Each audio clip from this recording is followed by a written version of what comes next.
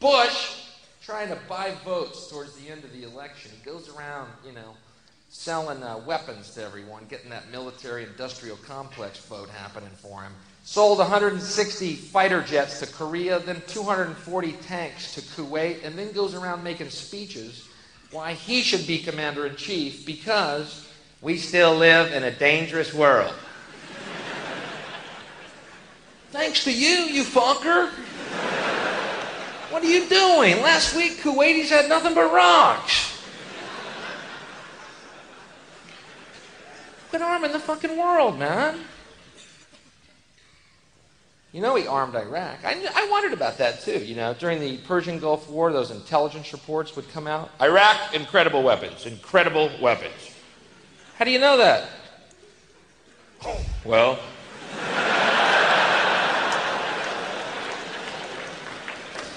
we looked at the receipt. But as soon as that check clears, we're going in. What time's the bank open? 8? We're going in at 9.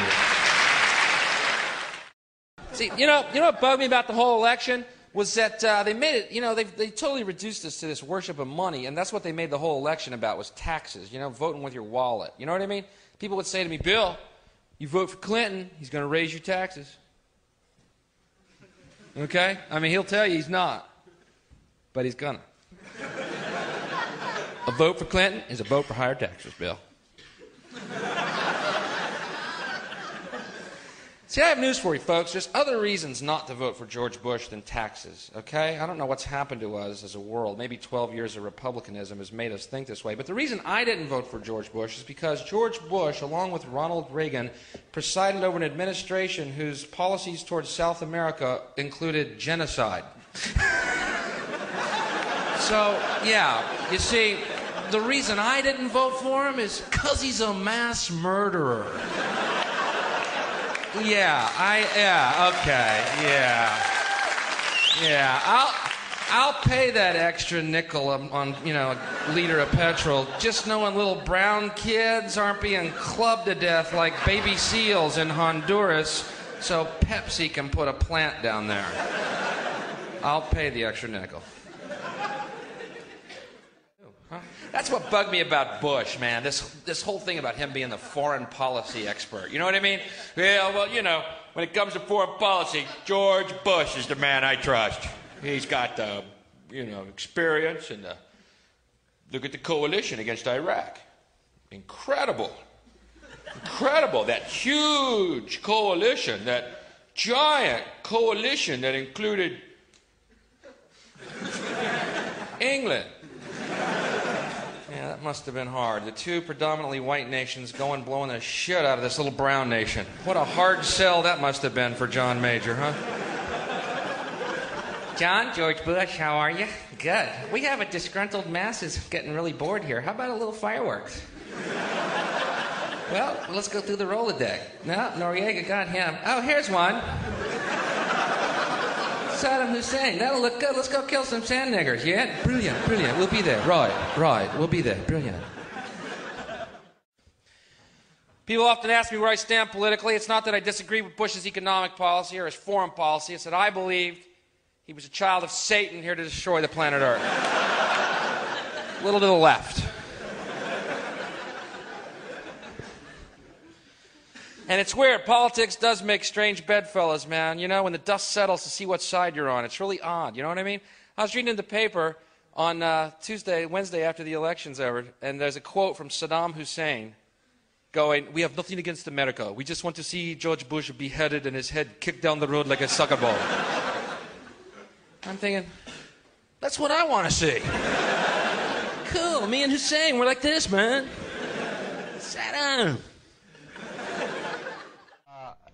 The point I'm making is about the idea of freedom of expression, and I believe that there's this agenda in mainstream media, and I think it's fairly easy to back this up, to keep people stupid, docile, and apathetic, and therefore the elite who own these corporations and the families that own the corporations, even fewer people, their agenda is to keep us stupid and apathetic. That's why I love public access, and again, thanks for having me on.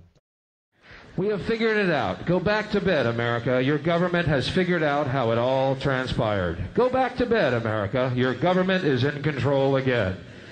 Here's American Gladiators. Watch this. Shut up. Go back to bed, America. Here's American Gladiators. Here is 56 channels of it. Watch these pituitary retards bang their fucking skulls together and congratulate you on living in the land of freedom. Here you go, America. You are free to do as we tell you. You are free to do as we tell you. What about Clinton? Is there any hope in Clinton? There's no fucking hope in that guy. They're all the same. I'll show you politics in America. Here it is, right here.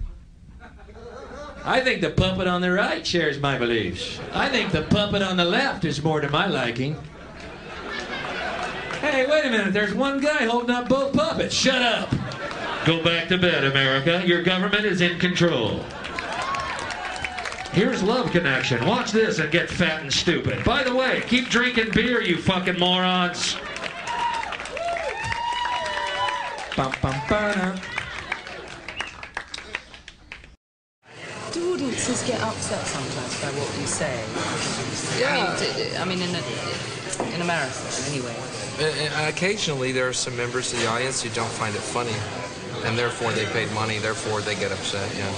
What am I supposed to do when half the people are going, that was great, and the other half are going, you're evil? Is it my job to go into their lives and try and please them? I actually had a woman say, why can't you do things that appeal to everyone? That's impossible. What a burden.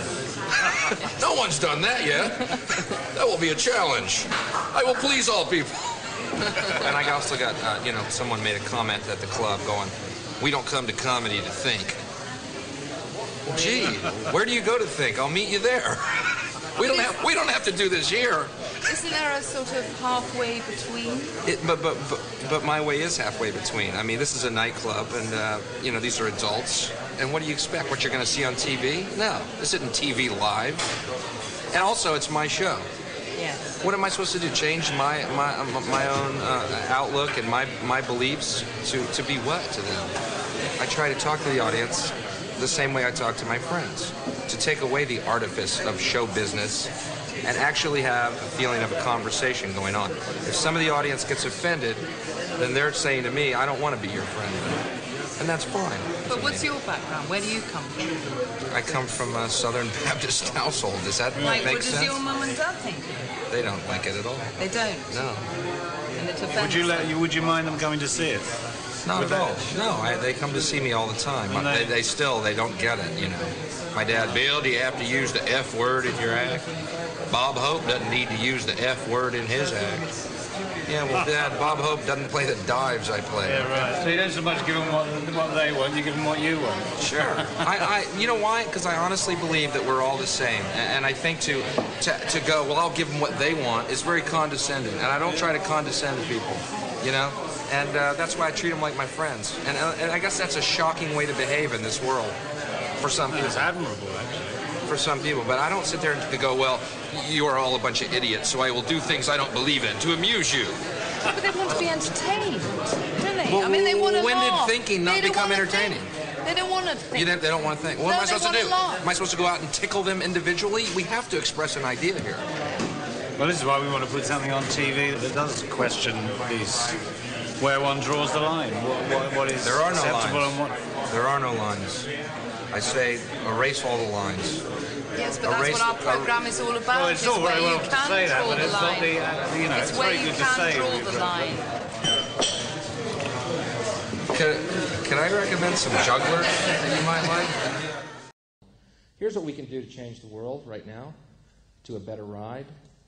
Take all that money we spend on weapons and defense each year and instead spend it feeding, clothing, and educating the poor of the world, which it would many times over, not one human being excluded, and we can explore space together, both inner and outer, forever in peace. Thank you very much. You've been great. I hope you enjoyed it. London, you're fantastic. Thank you. Thank you very much.